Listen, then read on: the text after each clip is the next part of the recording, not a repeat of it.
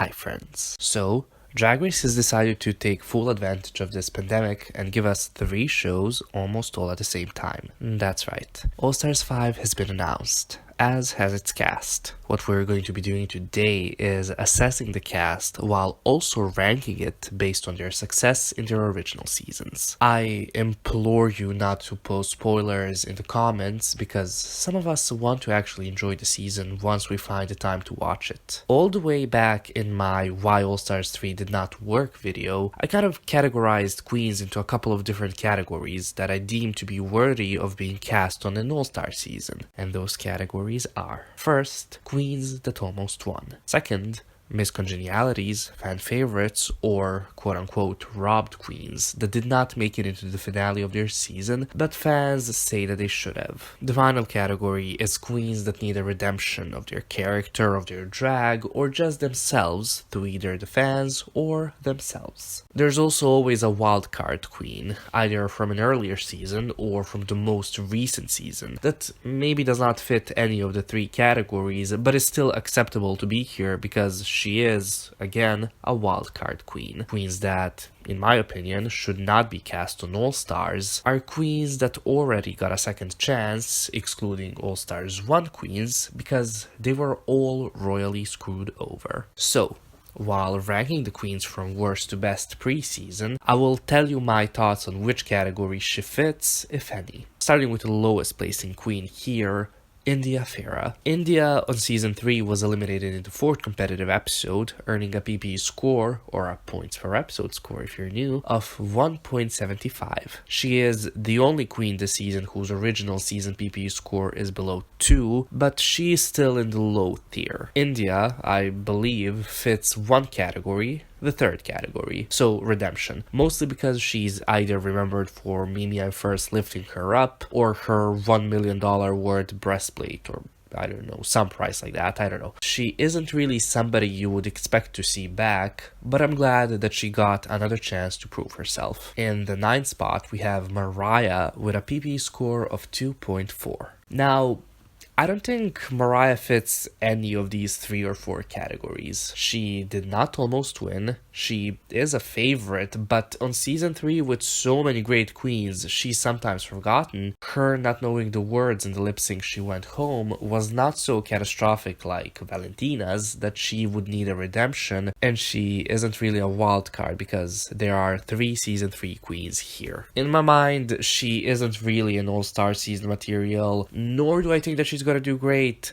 but I still can't wait to see her because I do like Mariah. In the 8th place, we have the winner of the Christmas special, Mayhem with a PP score of 2.6. I feel like Mayhem fits the redemption category, solely because pretty much everybody thought that she was going to dominate season 10, then she went on there, won the first challenge, saved herself in one of the best lip syncs of the season, and then was eliminated in the 5th episode. I can't wait to watch Mayhem do her thing, and I am #Team Mayhem Miller. In the 7th place, we have Jujubee with a PP score of 2.6, where the 6 is a recurring decimal. I put Juju into the almost won category because she was in the finale of season 2, and while she had really no chances at winning, she was still there and could have in some universe won. Also, she's definitely in the fan favorite section. She's probably one of the most beloved queens from the earlier seasons, and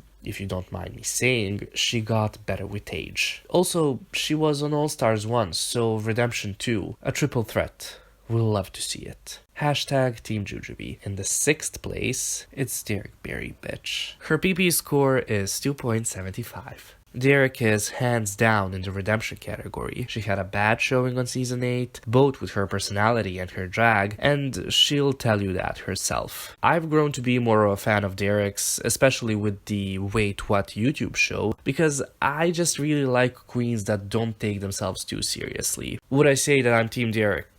No, just because I think the competition she has this season is just too good. On All Stars 3, sure, maybe, yeah, but here, no. In the 5th spot, funnily enough being the bottom of the top half of these queens and having a PPE score just above 3, the middle ground if you will, is Alexis Mateo. Her PPE score is 3.083, where the 3 is a recurring decimal. Alexis was in the top 3 of her season, one of the hardest seasons ever, so she gets the almost 1 category, but also the redemption category, because, and again just like Jujubee, she was on All-Stars 1. In the 4th spot, we have the Jan of season 10, Miss Cracker. Cracker's PP score is 3.09, where these 2 decimals are recurring. Cracker did not almost win, and she only deserves redemption in the eyes of her fans, because of whom I'm putting her just in the fan favorite category. If anything, Cracker deserves an apology for what Rue did to her and the rest of the top 5 with that horrible Evil Twins challenge. Getting the bronze medal pre-season is the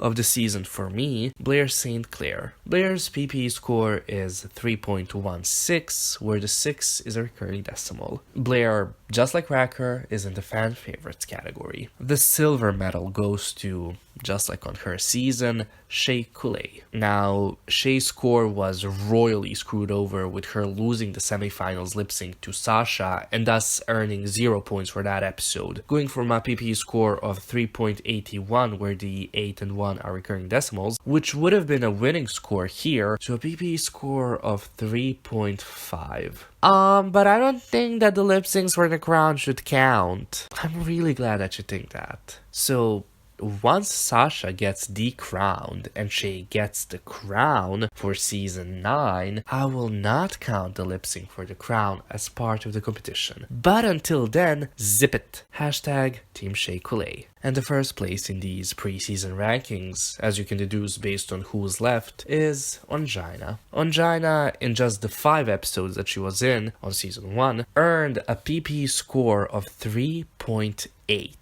Before her extremely controversial and stupid elimination, her PP score was 4.75. She was that powerful, and because of that, I don't think that she needs to redeem herself. I think she, much like Cracker, deserves an apology from RuPaul. However, I put Ongina in the fan favorites category, just because we've been wanting her on an All-Star season pretty much since All-Stars 1, and she's also a wild card, really. Any queen that returns to All-Stars from season 1 is a wild card. So, hashtag Team Ongina. So that's it.